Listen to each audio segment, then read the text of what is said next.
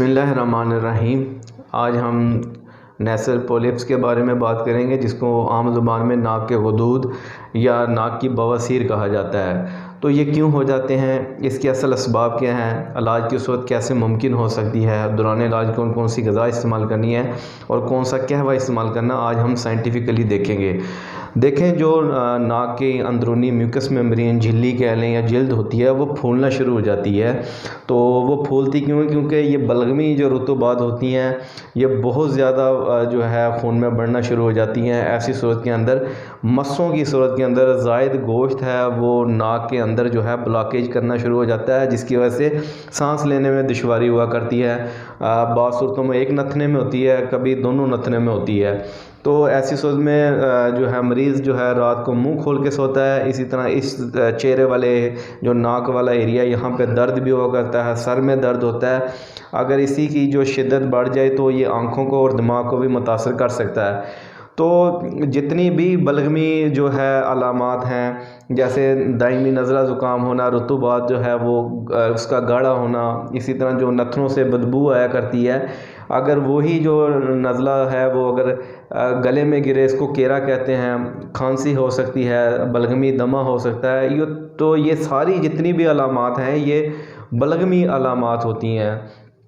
तो क्योंकि मैंने पहले भी बताया, जो खून है वो कम्बिनेशन यानी कि मिल के बना है बलगम, सुदा और सफ़रा के।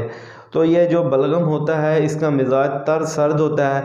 तरी सर्दी से जो है ये फूलना शुरू हो जाते हैं। तो ये ऐसा क्यों होता है? ये देखें, जब भी आप देखेंगे कि पानी से अगर लाश आपने देखी हो तो कैसे उसका गोश्त जो होता है वो फूल जाता है, या आप कोई भी चीज़ जो है पानी में भिगो के रख देंगे तो वो फूल जाएगी, जैसे इसबगोल, रोटी वगैरह या कोई भी तुख मलंगा। तो जब खून के अंदर तरी सर्दी बढ़ती है, बलगमी ये रतूबतें बढ़ती हैं, तो ये फूलने वाला प्रोसेस शुरू हो जाता है और बाज़ सूरतों में ये बढ़ता बढ़ता फिर बहुत ज़्यादा बढ़ जाता है। तो बड़ा ये तकलीफ़ वाला अमल होता है। तो इसके असल असबाब क्या होते हैं? ऐसे लोग जिनको दायमी नज़ला ज़ुकाम हो, या ऐसे लोग जो ज़्यादा बलगमी ग़िज़ा इस्तेमाल करते हैं, जैसे चावलों का रेगुलर इस्तेमाल करना, दूध और दूध की बनी चीज़ों का रेगुलर इस्तेमाल करते हैं, ख़ासकर ऐसी चीज़ें जिसके अंदर लेस पाई जाए, जैसे केला, अरवी, भिंडी, पेठा, दाल माश, या जिस चीज़ के अंदर लेस पाई जाएगी, ठंडे बाज़ारी जूसेस, मिल्क शेक, तो ऐसी सूरत के अंदर ये बलगमी रुतूबात जो खून में तरी सर्दी बढ़ जाती है और ये मसला बना करता है।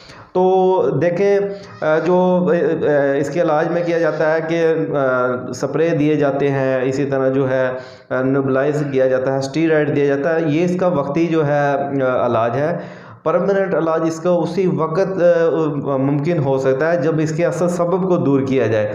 तो अब ये बलगमी मिजाज वाला मसला है, तरी सर्दी वाला मसला है। ऐसी सूरत में मैंने जितनी ग़िज़ा बताई है वो बिल्कुल बंद कर दी जाए और जितनी गर्म ग़िज़ा है वो शुरू की जाए, जैसे करेले, मेथी, बैंगन, चूंगा, साग, इसी तरह जो है स्याह चने। अगर गोश्त पसंद करते हैं, देसी मुर्गी और बकरे का गोश्त इस्तेमाल करें, तमाम परिंदों का गोश्त इस्तेमाल हो सकता है। और एक कहवा मैं आपको बता देता हूँ, आपने अजवाइन लेनी है चम्मच का चौथाई हिस्सा, जंगली पुदीना आधी चम्मच ले लें, और जो दारचीनी का टुकड़ा है वो 3 इंच का। हर 3 घंटे के बाद मरीज़ को इस्तेमाल करवाएं, और जो मैंने ग़िज़ा बताई है सिर्फ वो वाली इस्तेमाल करवाएं। इंशाअल्लाह देखेंगे कि ये मसला जो है ये ठीक होना शुरू हो जाएगा। आराम ना आने की सूरत में आप किसी भी अपने करीबी मौलवी से आप रब्ता कर सकते हैं, लेकिन खाने पीने के अंदर असूल इलाज को कभी ना भूलें।